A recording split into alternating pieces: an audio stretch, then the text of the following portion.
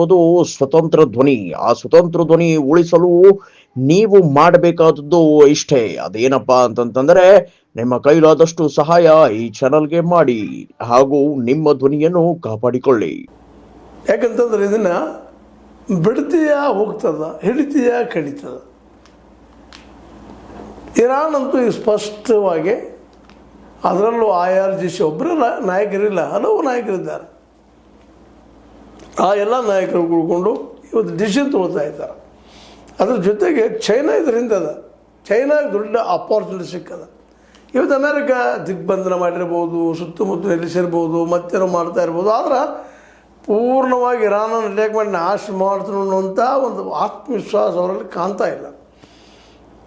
ಒಂದು ಕಡೆ ಯುದ್ಧ ವಿರಾಮ ಮಾಡೋದು, ಒಂದು ಶಕ್ತಿ ಸಂಗ್ರಹ ಮಾಡ್ಕೊಳ್ಳೋದು, ಬೆಳೆಸ್ಕೊಳ್ಳೋದು ಅಂದ್ರೆ, ಆದರೆ ಇನ್ನೊಂದು ಕಡೆ ಹಂಚಿಕೊಂಡು ಅದನ್ನು ಒಪ್ಪಂದಕ್ಕೆ ತರೋದು ಪ್ರಯತ್ನ ಮಾಡ್ತಾ ಇದ್ದಾರೆ.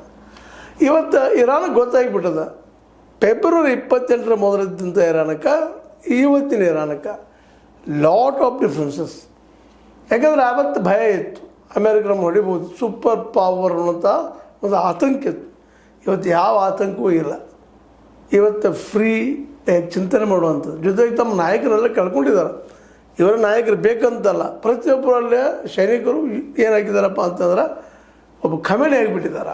ಹೀಗಾಗಿ ಈ ಇರಾನನ್ನು ಮಣಿಸೋದು ಅಮೇರಿಕೆಗೆ ಈಗಿನ ಮಟ್ಟಿಗೆ ಅಸಾಧ್ಯದ ಮಾತಾ ಅಂತ.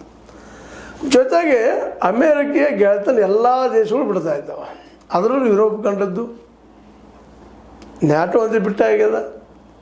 ಇವರು ದುರಾಸೆಯಿಂದ, ಅಮೇರಿಕನ್ರ ದುರಾಸೆಯಿಂದ ಒಂದಿದ್ದು ನೋಡಿದ್ರಿ, ವೆನಿಜುಲಾದಲ್ಲೇ ಅಲ್ಲಿ ಅಧ್ಯಕ್ಷರು ಹಾರಿಸ್ಕೊಂಡು ಬಂದಿದ್ದು. ಅದೇ ಕಾಲಕ್ಕೆ ಗ್ರೀನ್ಲ್ಯಾಂಡ್ದಲ್ಲೇ ನಾವು ಕಬ್ಜೆ ತೊಗೊಳ್ತೀವಿ ಅಂತೇಳಿ ನ್ಯಾಟೋದಿಂದ ದೂರ ಸರಿದಿದ್ದು. ಹೀಗಾಗಿ ಎಲ್ಲರಿಗೂ ಅವಿಶ್ವಾಸ ಇರಬಲ್ಲ. ಇವ್ರು ನಾಳೆ